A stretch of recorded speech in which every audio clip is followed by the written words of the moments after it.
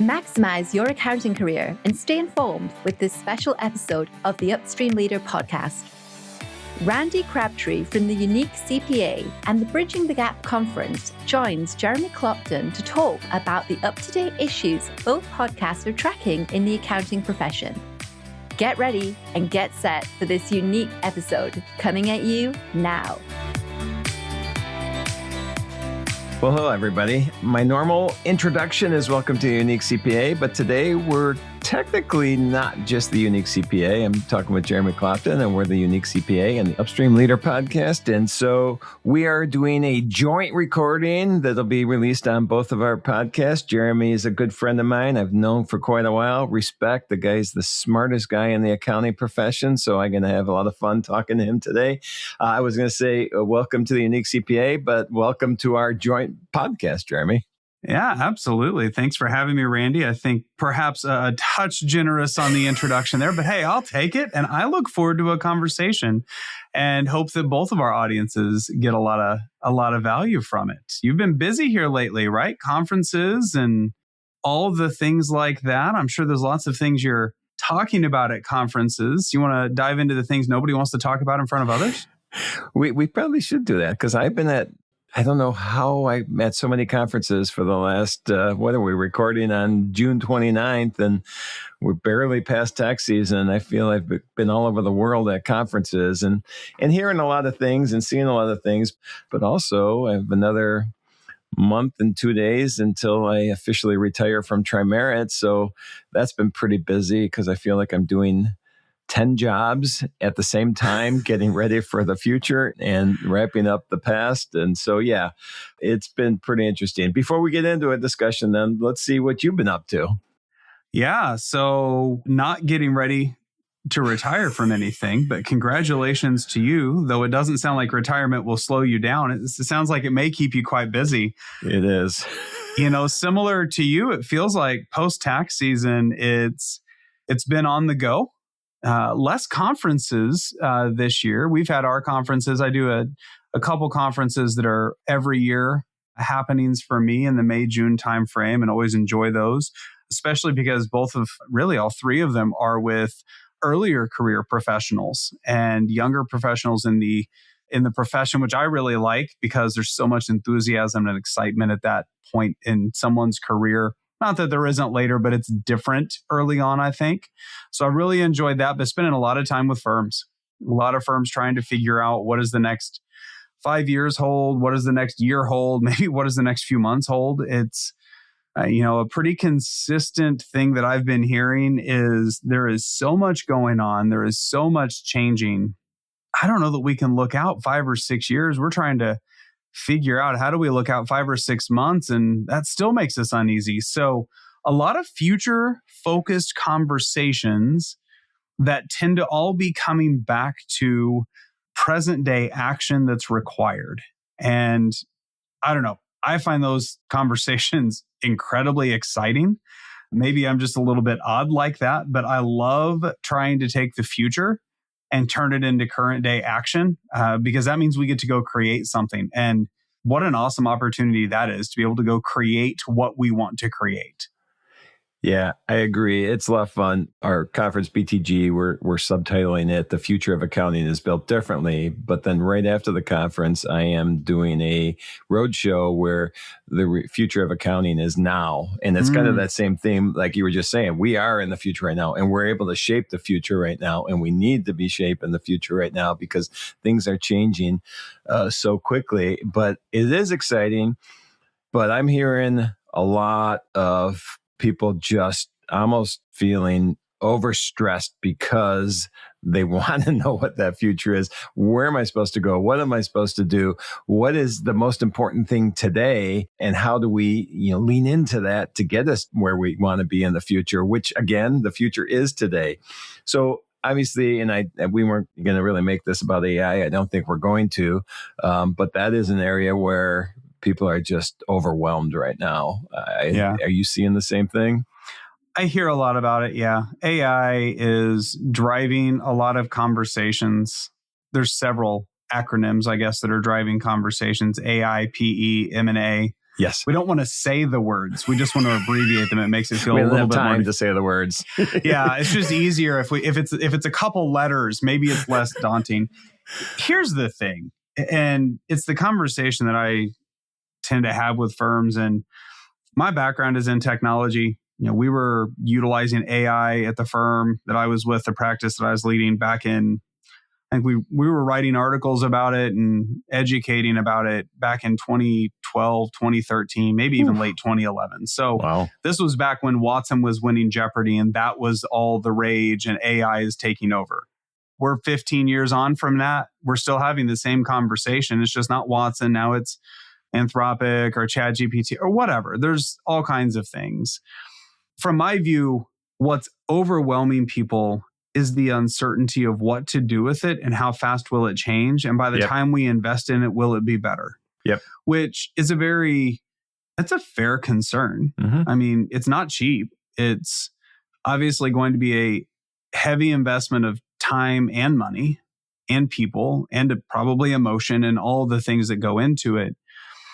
But my concern, Randy, is that we're getting so focused on what's changing and preparing for trying to speculate what it will be and trying to make decisions now about an uncertain future for tomorrow, that we're losing a lot of focus on what we know will be true. If our profession is going to be successful 10, 20, 30 years from now, which, by the way, I very much think it will be. Me too.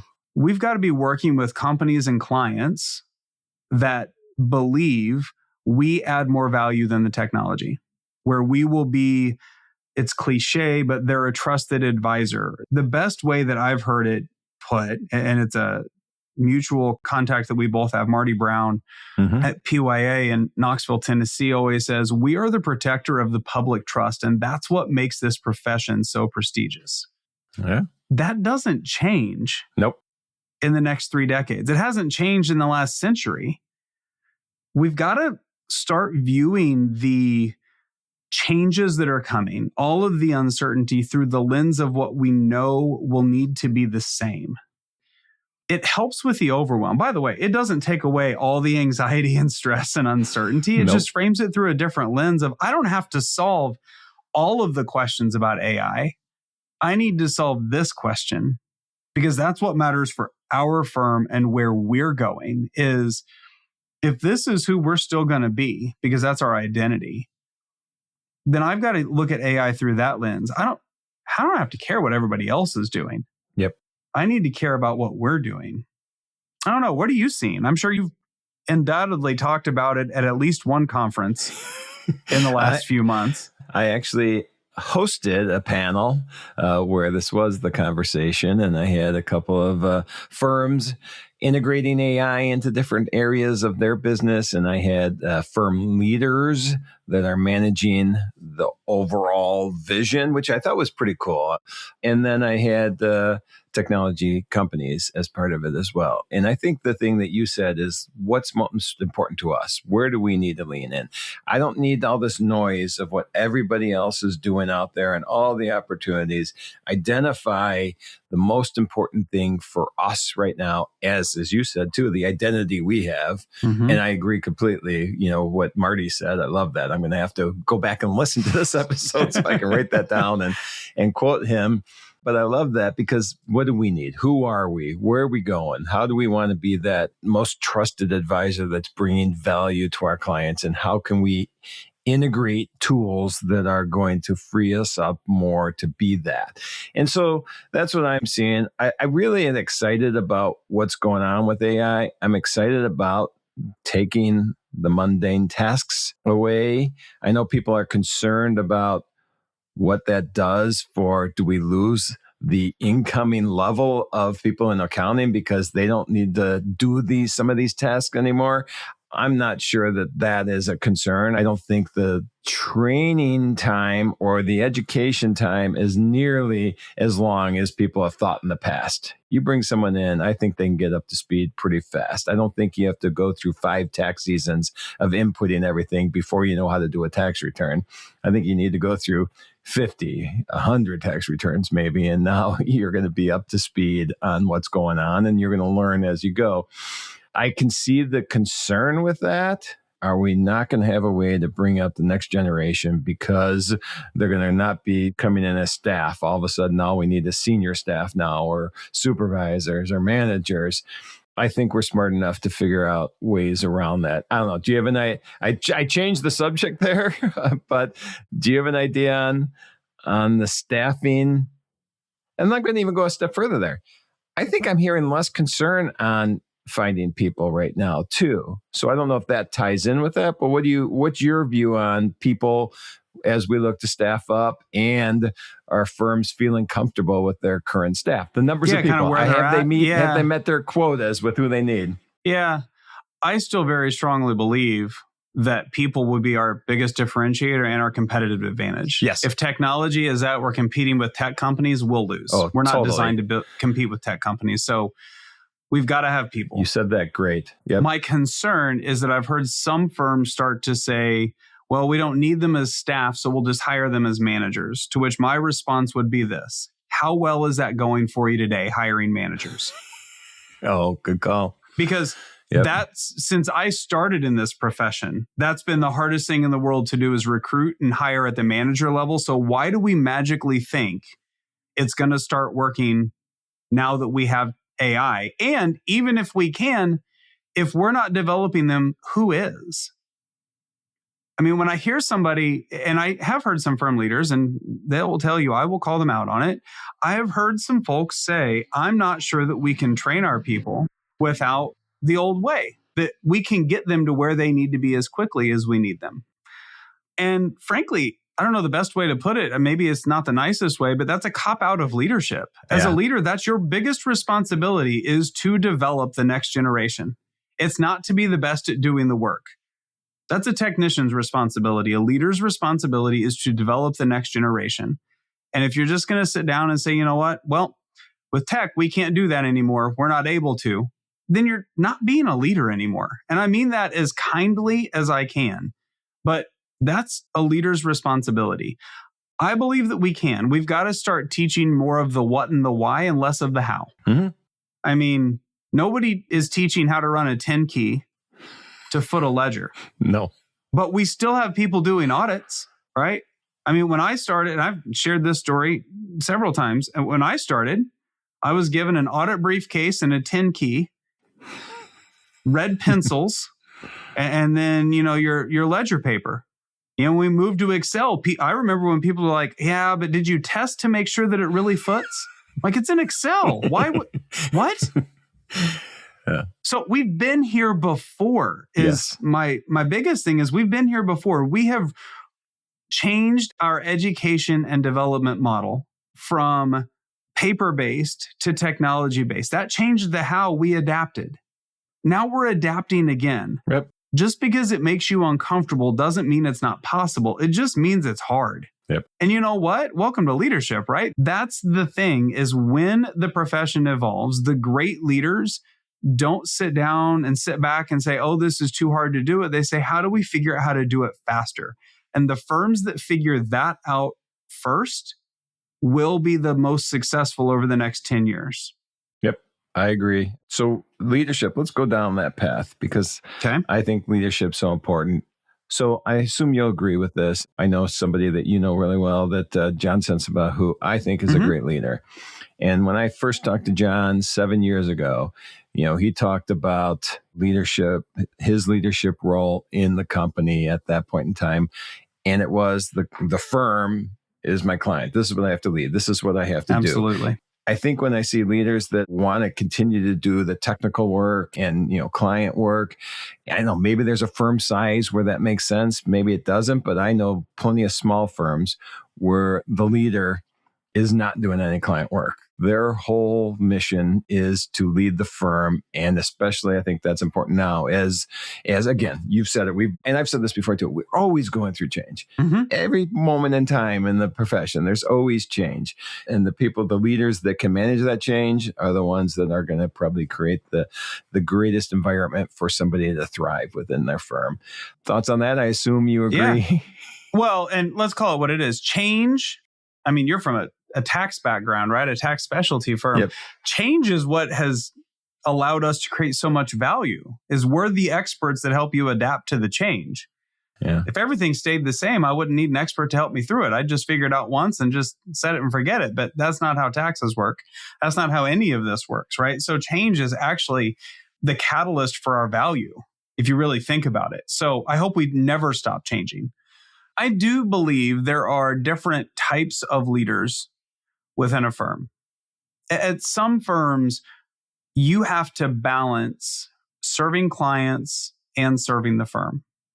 I don't disagree with that because, especially in a smaller firm, smaller firms are designed in a way, right now, that you've got to both lead the firm and you've got to lead your clients. So you can't just say one or the, well, you can say one or the other. Most firms don't have the structure yet to be able to do it.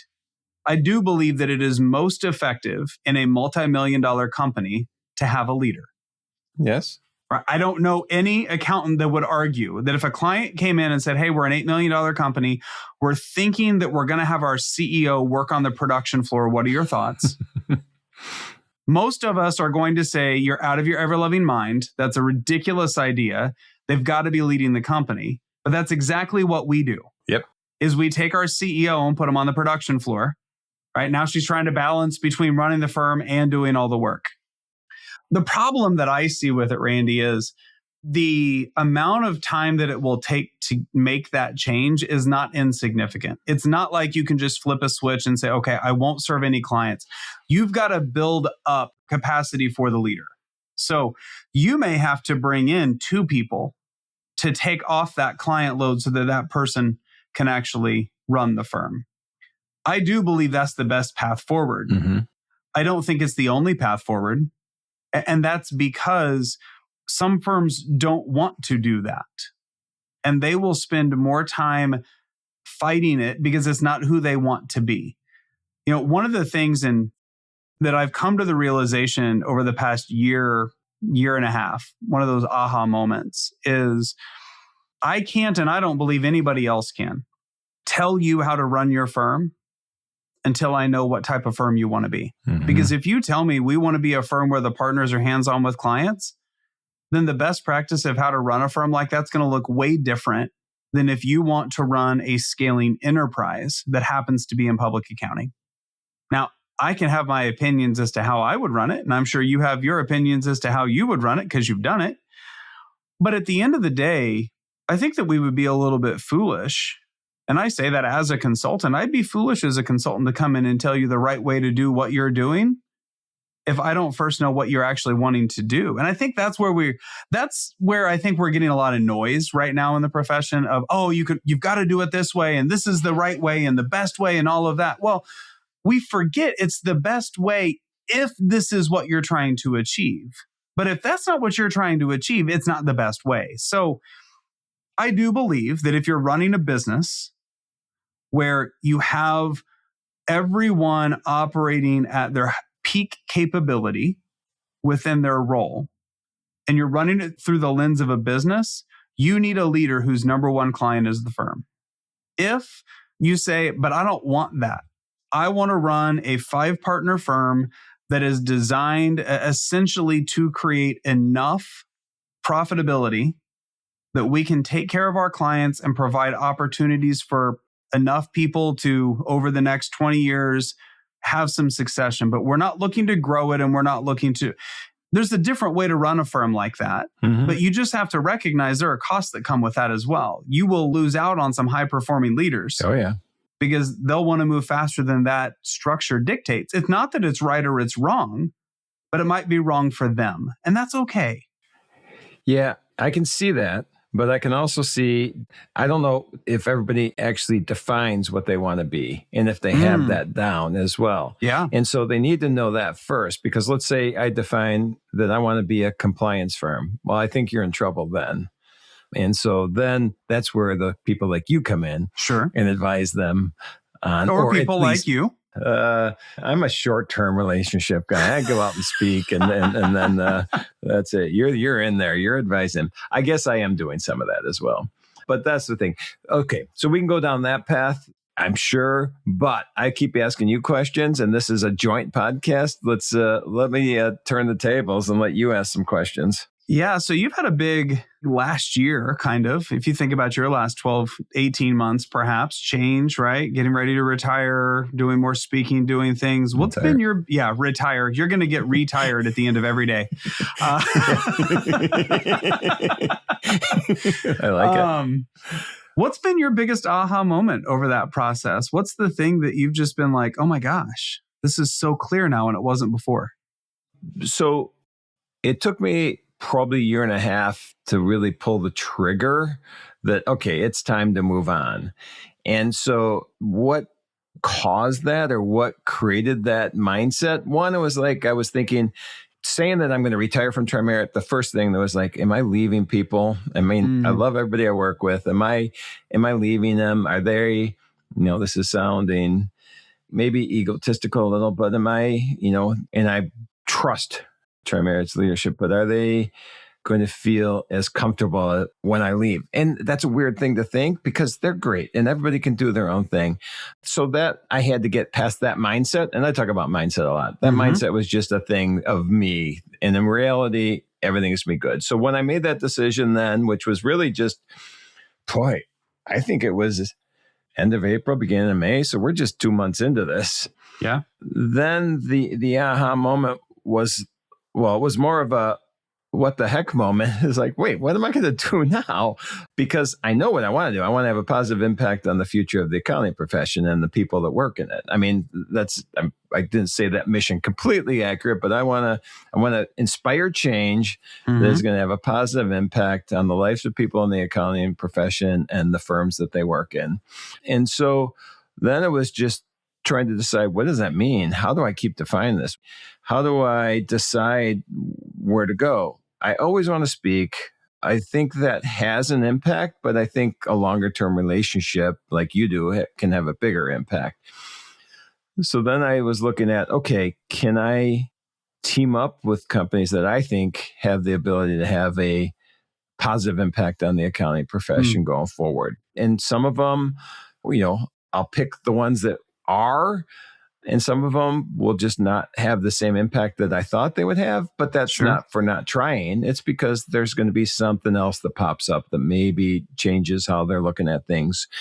And so this is still coming together in my head. So when you say, how did I get this future? It's still evolving to me. But that's fine, because as we said at the beginning, the future of accounting is today, and it is again tomorrow, and it is again the day after that. And so I constantly am like figuring out that next step over the next couple of months, and that won't ever stop. Yeah. That'll always be something changing. Yeah. But it excites me. If I'm going to go down that path, it's always going to be this one direction, and I'm going to have tunnel vision and blinders on, and this is where I'm going. That's going to be boring. If I see all these opportunities and see people that are helping the profession, and somehow I can help them a little bit, that's exciting. So for me, it's just this excitement, this passion, this whatever this next step is looking like, which is defining, a new definition, or revising the definition constantly. Yeah. It's just super exciting because I love this profession and I see so many positive things happening. And we've heard people like, oh, what's going to happen to accounting? And you said earlier, accounting's going to be thriving. It's in a great place. Yep. Yeah. So saying that, and knowing that there is so much just kind of doom and gloom cast out there, which I think is algorithm driven as much as anything. It gets a lot more clicks if it's depressing somehow. What do you think that firms are worrying about that it's distracting them? It's almost becoming noise that's getting in the way of the things that they actually should be worrying about. What are those distractions from your standpoint? Well, we talked about it before. I think one of the key things is that are we replaced by AI? Are we replaced by technology? And that's not. We already went through that. That's not going to happen. You're going to evolve. You're going to change. You're going to be able to define yourself based on the value you're delivering rather than the hours that you put in. I think that's one of the most exciting things that we finally, I think, are going to be fully into this value-driven profession rather than time-driven profession. I think that people are, and this has always been the case, they're concerned with, I need to help everybody. And that's still a mindset I think we have as accountants because we have all the knowledge. We know what people need and we want to keep doing it. I think going forward, and I've always felt this way, you have to have a expertise in a small niche area. It doesn't mean that your firm can't have 20 of those, but you have to have passionate leaders inside those. And I think with technology now and AI, that's just going to be accelerated. But when you do have that knowledge that you can share, that your passion comes through, that people go, wow, if I need this, you can tell, listen to Jeremy, he's the one I need to go to. That's going to be a value creation going forward as well. And AI and whatever is just going to support us in that. Yeah. So those are things that I think need to happen. Those are things that are going to happen. I think we still hear the concerns about people. Can we attract the people? That's still a concern. I don't think it's as big a concern, and I don't think it should be.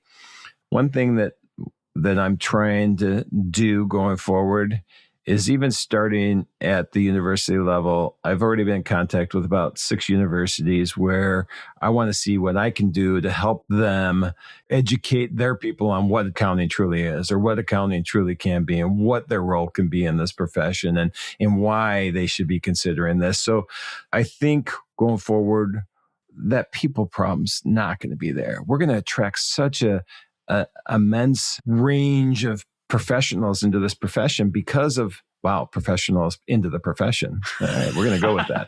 I love it. Because of the new opportunities we have going forward and that face-to-face, and you said it earlier, people are the most important thing we have, and that's not going to change. Yeah. And so people are going to see that, hey, I can actually go out and have a conversation and have an impact with this clients rather than just data entry and putting out a tax return that already existed. I just needed to put all the data together. Now I can have an impact instead. So I don't think that should be a concern. I can ramble on this all day. No, I'm with you. I think that tech is going to free us up, and not just AI, it's technology in general. It's going to free us up to be the experts that we went to college to be. I don't know anybody that went and got a 5-year degree, and that's not a soapbox or rabbit hole we're going to go down, by the way, but just call it what it is. A 5-year degree and pass the exam so that they could go do data entry. Right. I don't need a degree and a certification to do data entry. So I look at it as, hey, let's free us up to actually go do the things that we're really good at. And let's give the next generation some credit that everything from a development standpoint, an education standpoint is set up that the next generation should be able to be way better than we were. But we've got to be okay with that. And that might be the hardest part, is the fact that we've got to believe that the next generation can and will be better than us. And it's our responsibility to get them there. But I'm with you. I mean, look, enrollment in accounting programs is going up. It's been up the last 3 or 4 consecutive years. No, we haven't seen that in graduates yet. But if anybody's like, why not? That's because it's a 4 or 5 year degree. So we can't get an increase in graduates until we have a lag from the increase in enrollment. So let's stop painting the doom and gloom picture that, graduations went down, even though enrollments went up. That's called math. We know it's okay. But at the same time, the profession has invested so much time, energy, and money into improving the pipeline. Let's not now undermine our own success by saying, but we don't need people out of college anymore. We'll use technology and outsourcing for that. We'll pick them up later. We've invested too much to go undercut. We're smarter than that as a profession. We've got to be smarter than that. Figure out how to get straight out of college graduates operating at a higher level. It's not as hard as we want to make it to be. It starts with, as you said, it's a mindset shift more than anything. It's a belief that the people that we're hiring are capable of that. And if they aren't, and we don't believe that, I would argue with why are we hiring them, but that's probably a whole nother conversation to go down. We haven't hit it yet, and I know we only have a few minutes here, so I'm just going to get your brief thoughts on this. Yep. Independent firms, will they exist 5, 10, 15 years from now? What do you think? Yes. Yeah. Yeah. I think there's actually a lot of opportunity with the PE and M&A. We're already seeing it where employees that are part of a transaction, and they don't even have to be part of it, that are going out and they're starting their own because they see a different way to do it, or they see a niche, an opportunity. So independent is not going away. Sure, does the PE money help with technology integration or whatever else you want to do? It does, but I see some very small startup firms that are very innovative and really leaning into all the positive things we talked about so far today that I see just thriving already. So yes, independent firms are not going away. I agree. I think there's a great place for independent firms. I believe we'll probably see partners that maybe weren't on board with a PE transaction or M&A transaction that will ultimately continue to create independent firms. They may leave a larger firm and say, you know what, we wanted a smaller firm, we're going to create a firm. And that's okay as well, by the way. I'm not anti-M&A or anti-PE by any stretch of the imagination. It goes back to the conversation we had earlier, Randy, which is, who do you want to be? Yep. And then for some firms, I think private equity or M&A is a great way to actually accomplish getting to where you want to be, because you may not be able to do that given the structure, the infrastructure, the capital that you have. So, hey, it's not right or wrong, but you got to know, why are you doing it, I think is the key. Why are you doing it? I like that. And I want to dispel one myth a little bit on PE and people being unhappy that are part of a transaction, because you hear this. So a friend of mine, Dominic Piscopo, runs the Big Four Transparency. Do you know Dom? I don't know if you do. Yeah, I've seen some of their stuff. I've not interacted with him. Okay. So he does a lot of surveys, and very fortunate that we've teamed up on surveys in the past or shared data. But one of his cool findings that I saw that has happened over the last few years is satisfaction levels within firms. When there is a PE transaction, you do see a drop. Within a year, you're back to where you were when the transaction, or really close to where you were. So it's that fear of change. Yep. It's not the transaction itself. It's not the reality of what happens. It's the mindset. We said mindset before. Yep. It's the mindset of, what's this going to do for me? I fear this change. And then when they see what's happening, that goes back to that normal satisfaction level. Yeah. And for what it's worth, there are people that are not satisfied in their current firms that are independent. Like, there's unsatisfied people in firms of all types. Yes. And that's the great thing about the profession, is we've got very business savvy individuals in this profession. And if the situation they're in isn't the situation they want, like you said, the future is now, go create it. There's nothing wrong with that. I mean, combine firms to create a bigger firm if that's what you want to do. Go create a small firm if that's what you want to do. None of that is right or wrong. It's just so much opportunity. And I don't know, that's what excites me about our profession is there's so much opportunity to go do what you want and be successful. If we keep dwelling on everything that's wrong, we're going to miss so many great opportunities right in front of us because we just want to look at the negativity. And I'm not here for it. I'm here for the opportunity and the enthusiasm, the excitement. It's too good of a profession to not look at it that way. I agree. It's the greatest profession in the world, and the future is so bright that I can't imagine that not everybody in the world would not want to be in the accounting profession. That's right. So you and I are going to make that happen. Yeah, it's a great place to be. Well, I suppose we've probably hit about time. I want to still do what I normally do at the end of my podcast, and we both can answer unless you have a different thing you want to end on. But let's go with this. Let's hear yours. Well, yeah, it is. And I've asked you this a couple times before because you've been on the podcast. But when you're not having this positive impact on the profession, the future of the profession, what are your outside of work passions? What do you love doing? Yeah, outside of work passions, family time is number one. And right now that looks a lot like coaching youth softball.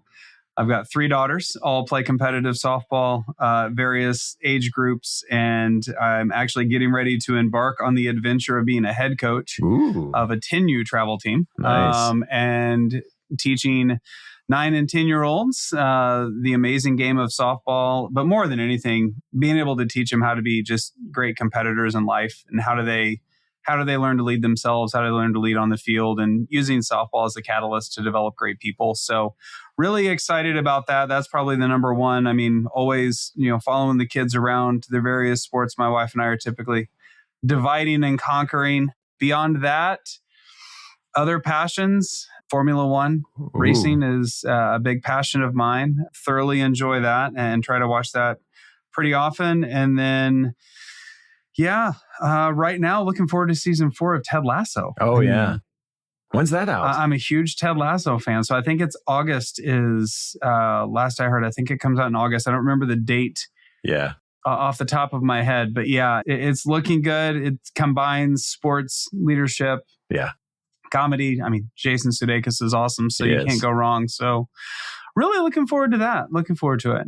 Yeah, well, I'm going to give you mine now. Yeah. Family, obviously, that's the no-brainer. We have a 6-month-old granddaughter now, and we get to see her all the time. In fact, we had her 6-month birthday party yesterday. Oh, good times. It was fun. It was just a spur-of-the-moment thing, but we went over and did that. We're very fortunate. Our kids and their wives, we have 2 boys and their wives. Well, one is actually getting married in October, but I still call her my daughter-in-law at this point. They live near us. So we get to see them all the time. We travel together all the time. So that's number one. But I've got one I've probably never said on a podcast before, but I don't know if it's a passion or it's an obsession. I'll take either. We bought a new house about September will be 2 years ago. Really beautiful piece of land, but it was overrun with buckthorn. And buckthorn, if you don't know what it is, it's almost like a weed. It could be brushy or tree. Okay. And I've spent the last 2 years just eradicating buckthorn from our land, which is very, very hard to do. And I won't go into the techniques, but there's a few different things you have to do. So it's pretty much every free moment right now where there's not a family thing. I'm not at a conference. I'm not on a podcast. I'm out getting buckthorn out of our yard. So that is my obsession. Buckthorn eradication. Okay, I'm going to have to check in with you on, do you have you're an accountant by background, right? So is there a dashboard tracking the percentage of buckthorn eradicated? I should have a spreadsheet on that. My guess... I expect a heat map next time. Right. It's so hard because if you do it wrong, if you just cut a buckthorn down, it immediately tells its roots, send up sprouts. And so you have to do it a certain way. If I counted all the sprouts that I've pulled along with the trees themselves, we could be over 50%. I'm guessing we are over 50%, but that's a long-term battle because it'll still start popping up again. And so if you don't do it the right way, I think in my mind, this is probably a 7-year process, and I'm in year 2 you're right in year now. 2. Okay. So we'll see. Well, I'm going to be checking in next time we talk. I'm going to see how the buckthorn removal is going. It knows me. This is my obsession right now. But it's awesome. I enjoy it, and it's exercise. Yeah, I was going to say you're outdoors. It's got to be. Yeah, it doesn't sound pleasant, but not horrible. How about that? A good combination of things. Listen to a book on tape, pulling on buckthorn trees out of the yard, getting exercise, and just having some downtime, even though I'm working hard. Yeah.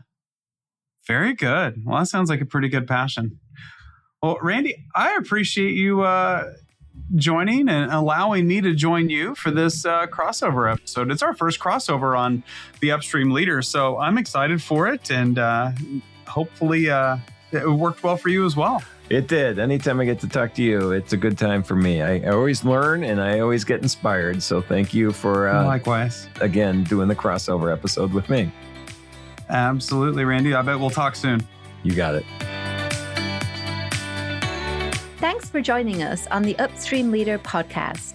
We hope today's episode has enriched your understanding of what it takes to become a high-performing leader in the accounting profession. If you'd like to hear more episodes, subscribe on your favorite podcasting app and visit our website where you'll find full show notes and more, theupstreamleader.com.